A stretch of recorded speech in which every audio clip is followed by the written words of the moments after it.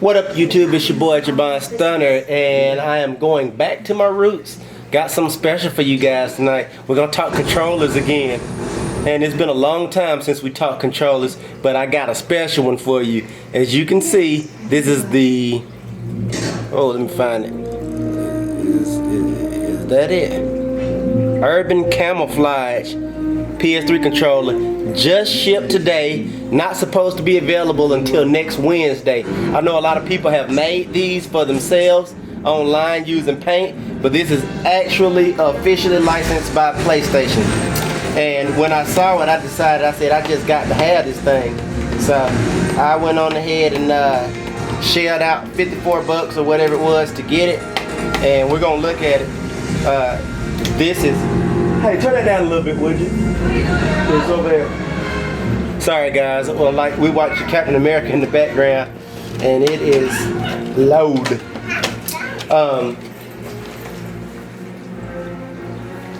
Alright, so I'm gonna get this thing out of here so you'll get an opportunity to see it. Get over here. Now, one thing, before I pull it out, let me just say this. That's what she said. This particular box is different. They used to come in a little hard plastic. Now they come in this blue box. I think this is like less recyclable than the plastic, but I don't know why they went this route. I have to call somebody and find out, or maybe you guys know. But this is the new look packaging, and it shows the controller on the back. Let me flip it upside down so you can see the Urban Camouflage. And it just talks about all the stuff that if you've owned PS3 controllers, you already know, and I own a bunch. So let me zoom out a little more so y'all can see me take it out of the box. And this is so special because I hadn't done a controller mod unboxing in forever. So this is cool. Standard paperwork with this one that you get with all of the controllers. I'm gonna do something special tonight that I normally don't do with the new controller right off the bat, that is. And I'm gonna take this thing completely apart for you so you can see, you know, what's going on. And it pops right out. I mean, there's not much to it. I love this PlayStation mold out of that plastic. It feels really good. It's kind of like a matte finish. It's not slick, but if you look here, it's got the military, the new military, United States military camo look. And it says dual shock up here and 6-axis. This thing is fucking sweet. This is gonna be my primary controller. I am so super stoked about this controller. The finish is just awesome, and it's coming out at the best possible time with if you guys are looking to get it. I mean, with Battlefield 3 dropping last week, or maybe the week before. I think it was the week before, the 25th, I believe. And Call of Duty dropping Tuesday, midnight Monday night into Tuesday. So this is the perfect accessory to go along with your Call of Duty fix, or your Battlefield fix, or whatever. I'm gonna use it for every game I'm playing. I just want you guys to kind of see some of the detail. I'm going to go in and mod this. First thing I'm going to do is I'm going to change the PS button to white, and I'm probably going to keep the D-pad. I may change the face buttons. I hadn't decided yet exactly what I'm going to do, but we'll talk about that in another video. For now, we are going to go in this thing and look at the guts to see what we have in this particular controller. Wow, that's incredibly slow.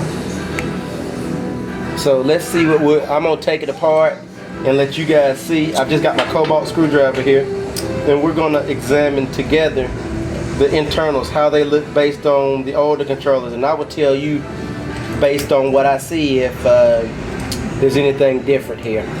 Now, you guys know to take a controller apart. I know there's 100 videos, but I'm gonna talk about it again here. There's basically 5 screws. 1, 2, 3, 4, 5. And all you have to do is, and I'm using a Cobalt precision screwdriver, and I grip it like so with one finger at the top in order to get the screwdriver head in. And I know I'm gonna start with this one, and in order not to make sure I don't damage the finish, excuse me, of the controller, I always take my time and make sure I get a lot of revolutions, just to make sure that I don't scratch that finish up, because I like it to stay, you know, if it's white or whatever color it is on the controller, I don't want to damage it. So even when I mod them, I just really take my time, and that's what I would, you know, that would be my advice to you guys. Just take your time, and you know, it will come loose, I promise.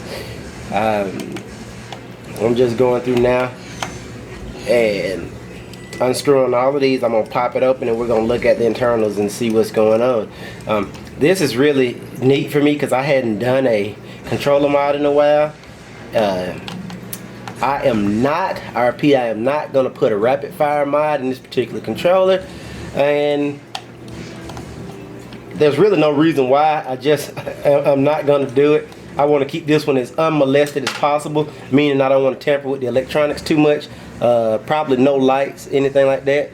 Alright, let me pull back out so you guys can see me open it up.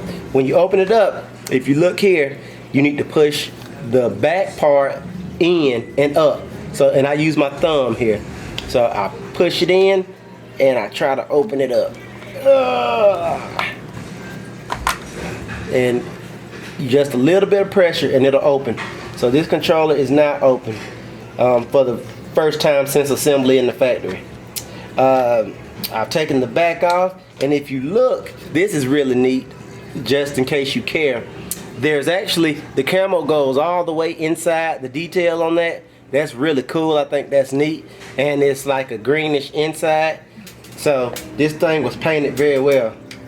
Don't mind me, I'm losing all my screws. One still in. Hold on, let me get my screws, because I think one went in here. Not a big deal. Hold on, guys. One, two. Find out those damn screws. I'm sorry about that. 1, 2, 3. Where's the other one? 1, 2. Remember, always keep your screws up. Don't be a jackass like I was and drop them. I'll find another in a minute. It's somewhere around here. It might have hit the floor. If not, I've got. Don't be like me. Make sure you don't turn the back over without taking the screws out. I see it. But because you'll lose them, I just happen to have like 1,000 of these screws sitting around. Probably not 1,000 realistically. I've got a lot. Alright, here's the battery. Battery connector looks exactly the same, with the exception the battery now has doors on it. So they built the connector plate into the actual battery, which is cool because if you look here, there's if you zoom in, there's some little indentions that weren't. Let me get my screwdriver so I can point it out. There's some little indentions here that weren't there before. And if we go close, right here, and then on this other side right here, and the battery sits in there, the battery doors sit in there, which I think is neat because that just kind of locks it in place, which is pretty cool, and it gives you enough height, so I think that's neat. So let's take the battery off so we can look at it, and it's a snap-in, by the way. So,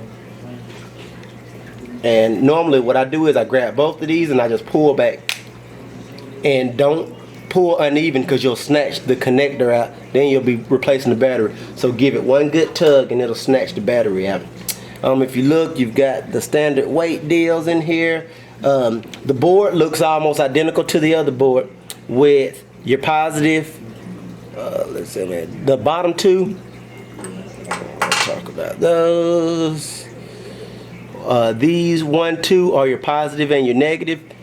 So that's where you would get your power for your LED lights and stuff. You can also draw it from other places, like one of these spots, but you need a voltmeter in order to register how much amperage you're pulling. Now, if you want to take the whole thing apart, which is what I'm going to do because I want to show it all to you, next step would be to take these off, and these are really easy to come off. You just pop them off, snap, snap, done. Show you from the top, snap, snap, off. There's one more screw in here that you need to take out, and it is right there at the bottom, and that's pretty standard on all PS3 controllers. You just stick your screwdriver in there. Make sure you have a good grip on it, because you do not want to strip or over tighten. And once you get it loose, just take your time. I can't stress taking your time enough. Now, in order to pull it all out, if you look here, there's some little clips that's holding the rumble motor in. All I do is I flip my multi screwdriver to the flathead side, and I go in there, if you look here, and I just pop that in so it'll be out of the way. And then there's one on this side. I pop in away from the locking mechanism so I can get it loose. And I'll do the same thing on this other side here. I will pop it out and pop it out. Now my rumble motors are free, and just slowly take your time and pull it all out. And it pops right out. And if you look, you've got the same skeleton here, so you can still do your PS button mod. Everything looks the same there, almost identical. The only difference is these are now transparent, and let me take it off so you can just kind of see it. This is completely transparent, and this is your trigger buttons, which are most important for shooter games. Well, not most important, but very important. And in order to put that back, it's super easy. All you do is put it back in, take your time, and reseat it with your finger to make sure that everything looks like it's supposed to, and it does. These still come off the same way, I'm pretty sure. Analogs. One. Oh crap, dropped one. Two. People ask me all the time about the clear analogs. I don't make those. I order them on eBay when I can find them. But they are okay, but I will tell you they are not nearly as comfortable on your thumbs as the regular old rubberized analog. And depending on your purpose, I think you can still make a controller look cool without that. Just my opinion. But that's it. So we got this. I'm gonna lay all these pieces out so you can see it. Same with these. This is the gel under the up under the D-pad and the face buttons, and it's all clear now. It used to be like a white color. Now it's clear. Everything else looks exactly the same.